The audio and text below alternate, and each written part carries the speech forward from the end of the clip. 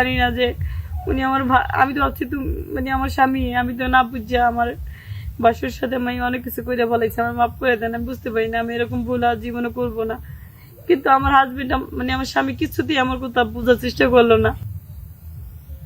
শুধু দর্শক মন্ডলী, আজকে আমরা এসেছি গাজীপুর কোনাবাড়িতে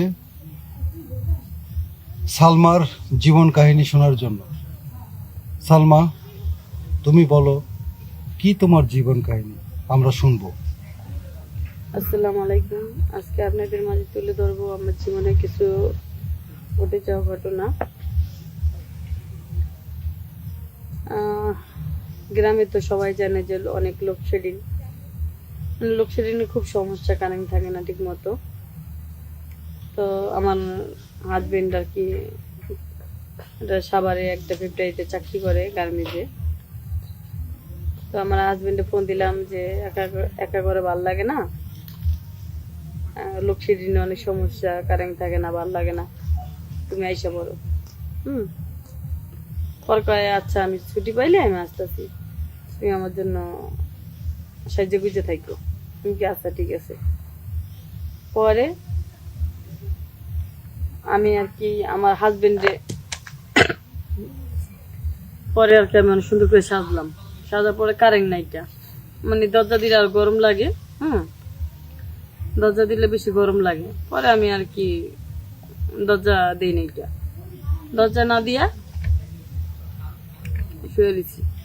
শুয়ে থাকার পরে আমার বাসুর আর কি কারেন্ট ছিল না, তো আমার বাসুর আর কি আমার রুমে ঢুকছে, আমি তার বুঝতে পারি না। আমি ভাবছি আমার স্বামী। তখন আমি কি করছি, আমার বাসুরে আমার স্বামী ভাইবে আমি যা ইচ্ছা মানে তাই করছি, মানে এক কথাই মানে স্বামী স্ত্রী যা করে আর কি আমি সবকিছু মানে তারে মানে করে। তখন আমার বাসুরও মানে আমার যা ইচ্ছা তাই করতেছে। তো এভাবে আমি তো ভাবছি আমার স্বামী, কিন্তু ওইটা যে আমার ভাসুরিটা আমি জানতাম না। পরে এভাবে আর কি 1 ঘন্টা পার হয়ে যায়, মানে আমরা এনজয় করতে থাকি। তারপরে আমার হাজবেন্ডের প্রতি মানে আমরা যখন ওই শারীরিক সম্পর্ক করতেছি, মানে আমার বাসার সাথে একটা করতেছি, তখন আর কি আমার স্বামী আমার ফোন দেয় যে আমার তো রাস্তায় গাড়ির জ্যাম, আমার আর হয়তো 1 ঘন্টা লেট হইবে, 45 মিনিট। তখন আর কি আমি অবাক যে তাহলে আমি এইগুলো কার সাথে করতেছি। আমার স্বামী যদি 45 মিনিট পর বা 1 ঘন্টা পর আসে, হ্যাঁ, তখন আমি আর মানে আমার বুক কাঁপতেছে, আমার এক কথায় ভয় ভয় লাগতেছে। হ্যাঁ, তখন আর কি মানে অনেক একটা ভয় পেয়ে গেছি। পরে আমার যে ভাসুর বলতেছে ভয় করো না, এটা তোমার মাঝে থাকবে আর আমার মাঝে থাকবে। আমার তুমি যেভাবে ইয়া করছো আমি আর ঠিক থাকতে পারি না এটা। তখন আমি বললাম যে আমি তো ভাবছি আমার স্বামী, তা আপনি বলবেন না? তুমি যেভাবে বলছো আমার তো বলার সময় নাই, আমি তো আমার তো মাথা ঠিক রাখতে পারি না, এর জন্য হয়তো তোমার সাথে আমার যা কিছু হয়ে গেছে, এটা তুমি ছাড়া আমি ছাড়া তুমি কারো বলবো না, আমিও কারো বলবো না। হ্যাঁ, তারপর কারেন্ট গেছে, তারপর দেখলাম আমার ভাসুর আর কি। পরে একটু মানে একটু লজ্জা লাগছে যে ভাসুর সাথে মানে সবকিছু হয়ে গেছে গা। পরে স্বামীরও বললাম না, বললে মানে কি না কি মনে করে, মানে কি বলবো এক কথায়। আজকে যদি লোডশেডিংয়ের সমস্যাটা না হইতো তাহলে কিন্তু আমার বাসুর সাথে সব হইতো না আমার। হ্যাঁ, বাসুর সাথে আমার এসব হইতো না। তারপরে আর কি মানে আমার হাজবেন্ড আসার পরে দেখে কি আমার লিপস্টিক মানে যে আমি যে সাজ্জালাম দেয় চালাই না বেড়াই না সবকিছু কি করতেছে। আমার হাজবেন্ড বলতেছে এরকম কে, তোমার না কিছু অনেক সুন্দর করে সাজে, তোমার সাজে এরকম হয়েছে কে। আবার ওই আমার বাসুর যে আমার মানে শরীরে ইয়া করছে আর কি, স্পর্শ করছে জায়গায় জায়গায় আর কি, লাল লাল মানে দাগ হয়ে গেছে। হ্যাঁ, তারপরে আমার স্বামীর কি জব দিমু মানে ভাবিয়া তুলতে পারতাছি না। পরে আমার স্বামী আমারে একটা কসম দিল যে তুমি বলো সত্যি কথা বলো, তোমার মায়ের দুধের কসমটা বলো। পরে মায়ের দুধের কসম তাতে কেউ মিথ্যা কথা বলতে পারে না। পরে আমি তো বললাম দেখো সবাই তো জানে লোডশেডিংয়ের সমস্যা বেশি গ্রামে এলাকায় থাকি। যখন কারেন্ট চলে গেছে আমি ভাবছি তুমি আইসো, এই কথা ভাইবে তোমার ভাইয়ের সাথে আমি আর কি সবকিছু করছি করছে আমার আমার কোনো দোষ নেই, আমার মাফ করে দাও। পরে আমার কি করে, আমার হাজবেন্ড আমার অনেক মারধর করে এবং কি উনি আমার তালাক দিয়ে দেয়।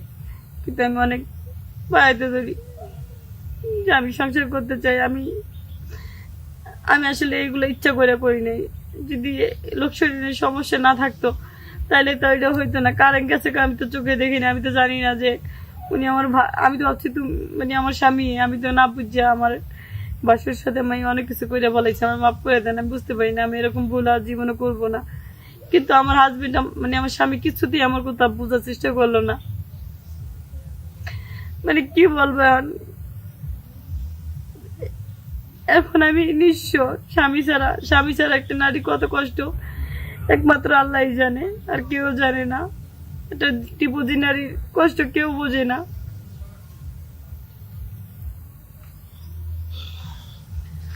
শুধু দর্শক মণ্ডলী, সত্যিকার অর্থে কি বলবো আপনাদেরকে, দর্শকদেরকে, আমার ভাষা নেই। তারপরও বলি যে দেশের মধ্যে যে লোডশেডিং হচ্ছে এখন, অন্ধকার, জমাট কালো অন্ধকার লোডশেডিং হয়ে গেলে কেউ কাউকে চিনতে পারে না। এমনকি দূরত্ব 1 হাত 2 হাত দূরত্ব থাকলেও চেনার কোনো উপায় থাকে না যখন লোডশেডিংটা হয়ে যায়। এমন লোডশেডিং এর মধ্যে যদি এই ধরনের বাড়ির তার জামাইয়ের বড় ভাই এইভাবে যদি একটা দৃশ্য ঘটনা ঘটে, তাহলে ওই মেয়েটার কি দোষ? সে তো অন্ধকারে দেখতে পারেনি, যেহেতু লোডশেডিং এর এত লোডশেডিং, যার জন্য মানে অন্ধকারে সে বুঝতে পারেনি। মনে হয় তার স্বামী তার পাশে এসেছে, তার সৎসাহস ছিল যে আমার স্বামী ছাড়া আমার ঘরে কেউ ঢোকার সাহস নেই। কিন্তু যখন লোডশেডিং চলে যায় তখন দেখতে পারে এ কী করলাম।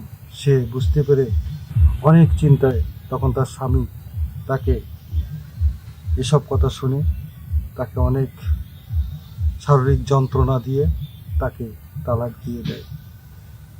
কিন্তু সে তো বুঝে নাই, সে তো বুঝতে পারে নাই, দেখতে পারে নাই যে এটা কে। না বুঝে সে ভুল করে ফেলেছে, সে ক্ষমাও চেয়েছে, সে ক্ষমার সমাধি তার স্বামী দিল না, বুঝলো না তার মনের দুঃখ। যাই হোক, যে ঘটনাটা শুনলেন, এই লোকশরীর না হইতো তাইলে হয়তো আমার সংসারটা ভাঙতো না, আমার জীবনটা এরকম এলোমেলো হইতো না। তার জীবনটা এখন এলোমেলো, সে এখন কি করবে এটাই সমাজের কাছে প্রশ্ন। এমন কেন সমাজে হয়, মানুষগুলো কেন এমন, এটাই তার প্রশ্ন। যাই হোক, আমরা তার হৃদয় বিদারক যে যন্ত্রণা, যে দুঃখ, যে কষ্ট, এটা শুনলাম। যদি তার এই ঘটনা শুনে আপনাদের এতটুকু ভালো লেগে থাকে, তাহলে আমাদের চ্যানেলে সাবস্ক্রাইব করবেন, লাইক করবেন, এবং আবারও আপনাদের সাথে অন্য কোথাও দেখা হবে সেই প্রত্যাশা রেখে আপনাদের কাছ থেকে আজকের মতো বিদায় নিচ্ছি। আল্লাহ হাফেজ।